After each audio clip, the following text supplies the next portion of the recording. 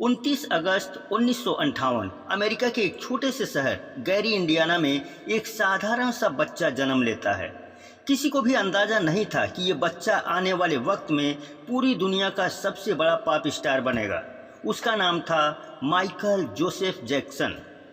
Michael 10 भाई बहनों में 7वें नंबर पर थे। उनका परिवार गरीब था। उनके पिता जोसेफ जैक्सन एक स्टील फैक्ट्री में काम करते थे।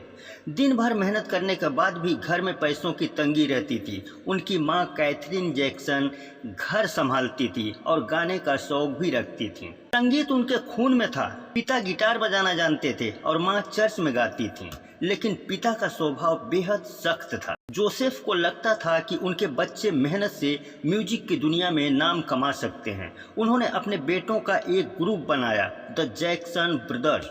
इसमें जैकी, टिटो और जर्मन गिटार और ड्रम बजाते थे, जबकि माइकल और उनके भाई मार्लन सिर्फ बैकअप में खड़े होकर तमाशा देखते थे।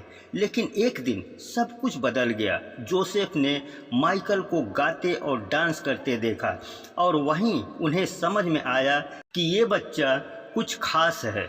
माइकल के आवाज़ में एक अजीब सी मिठास थी और उनके डांस में एक नेचुरल रिदम था। जल्द ही माइकल फ्रंट में आ गए और ग्रुप का नाम बदलकर द जैक्सन 5 रखा गया। अब शुरू हुई एक लंबी और कठिन यात्रा।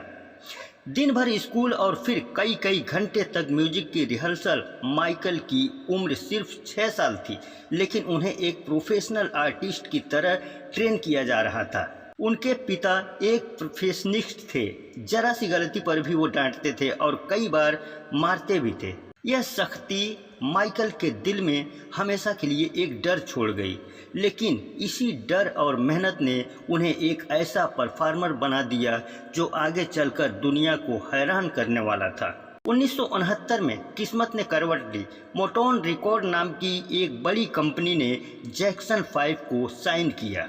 उनके पहले ही गाने I want to back AB Billboard chart में नंबर 1 पर आ गए। माइकल की मासूमियत, ऊर्जा, डांस मूव ने लोगों के दिल जीत लिए। वह सिर्फ एक सिंगर नहीं बल्कि एक छोटे सुपरस्टार बन चुके थे। लेकिन इस चमकदार सफलता के पीछे एक बच्चा धीरे धीरे अपनी मासूम बचपन खो रहा था। वह सिर्फ एक कलाकार बन रहा था और शायद एक अकेला इंसान भी। 1970 के दशक के आखिर में माइकल जैक्सन एक टीनेज स्टार बन चुके थे। जैक्सन 5 ने उन्हें पहचान दिलाई, लेकिन माइकल के दिल में एक सपना था, कुछ ऐसा करने का जो पूरी दुनिया को बदल दे। उन्होंने फैसला किया कि अब समय आ गया है कि अपना सोलो करियर शुरू करने का। 1979 माइकल ने अपना पहला बड़ा सोलो एल्बम निकाला, ऑफ द वॉल। इस एल्बम में डिस्को, पॉप और सोल म्यूजिक का एक ऐसा मिक्स था जैसा लोगों ने पहले कभी नहीं सुना था। Don't stop till you get enough और रॉक विथ यू जैसे गाने चार्ट पर छा गए। ये सिर्फ शुरुआत थी। 1982 में माइकल ने वो किया जो आज तक कोई नहीं कर पाया। उन्होंने एल्बम रिलीज किया, थ्रिलर। थ्रिलर सिर्फ एक एल्बम नहीं था, यह एक क्रांति था। इस एल्बम ने म्यूजिक इंडस्ट्री के सारे रिकॉर्ड तोड़ दिए। बिल्ली जीन, बीट इट और टाइटल ट्रैक थ्रिलर, हर गाना एक से एक हिट। माइकल ने म्यूजिक वीडियो को एक नई ऊंचाई दी। बिल्ली जीन के म्यूजिक वीडियो में उन्होंने पहली बार वो डांस मूव दिखाया जिसने उन्हें अमर कर दिया। मून वॉक ऐसा लगा जैसे कोई इंसान गुरुत्वाकर्षण को मात दे रहा हो। बच्चे से लेकर बूढ़े तक हर कोई ये मूव सीखने की कोशिश करने लगा। लेकिन सिर्फ डांस ही नहीं, माइकल का फैशन भी ट्रेंड बन गया। उनकी चमकदार जैकेट, सफ़ेद दस्ताने और काले लोफर्स अब उनकी पहचान बन चुके थे। थ्रिलर ने दुनिया भर में 6.6 करोड़ से ज़्यादा कापियाँ बेची और ये अब तक का सबसे ज़्यादा बिकने वाला एल्बम बना।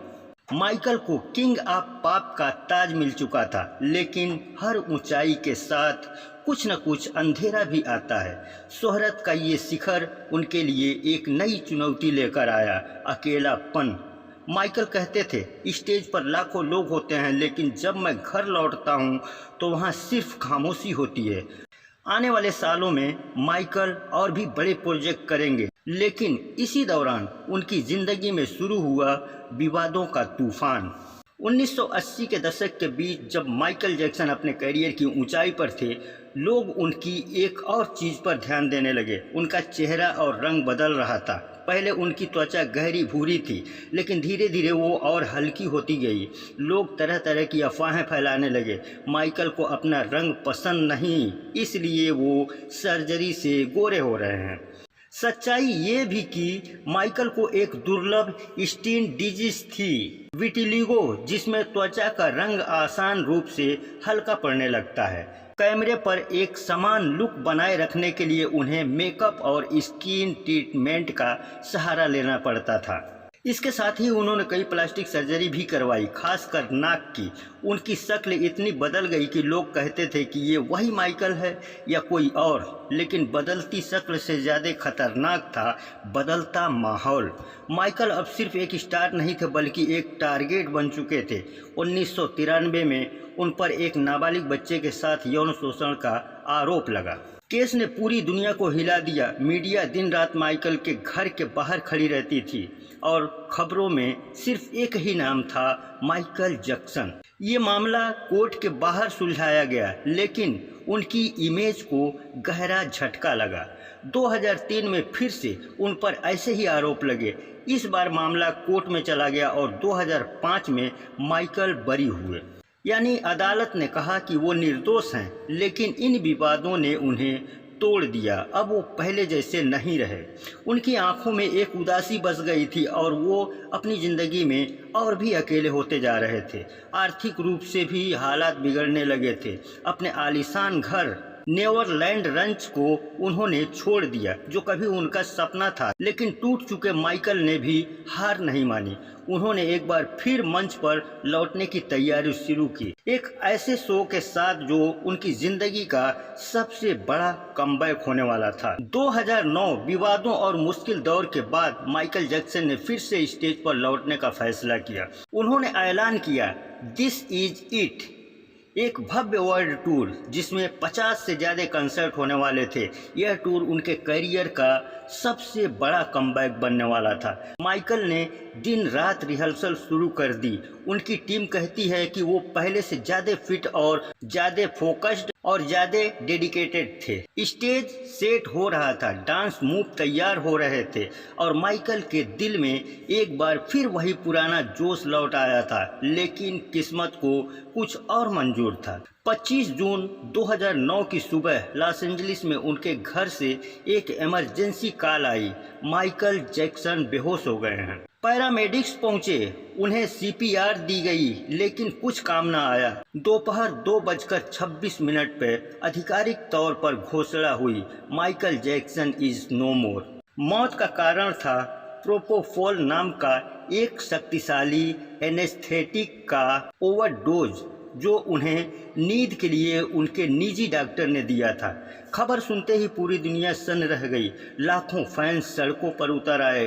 टीवी, रेडियो, सोशल मीडिया, हर जगह सिर्फ एक ही नाम था, किंग ऑफ पॉप। दुनिया के कोने कोने से लोग आए, सिर्फ उन्हें आखिरी बार अलविदा कहने के लिए। माइकल जैक्सन अब इस दुनिया में नहीं थे, लेकिन उनकी आवाज़, उनका डांस, उनका जादू अमर हो चुका था।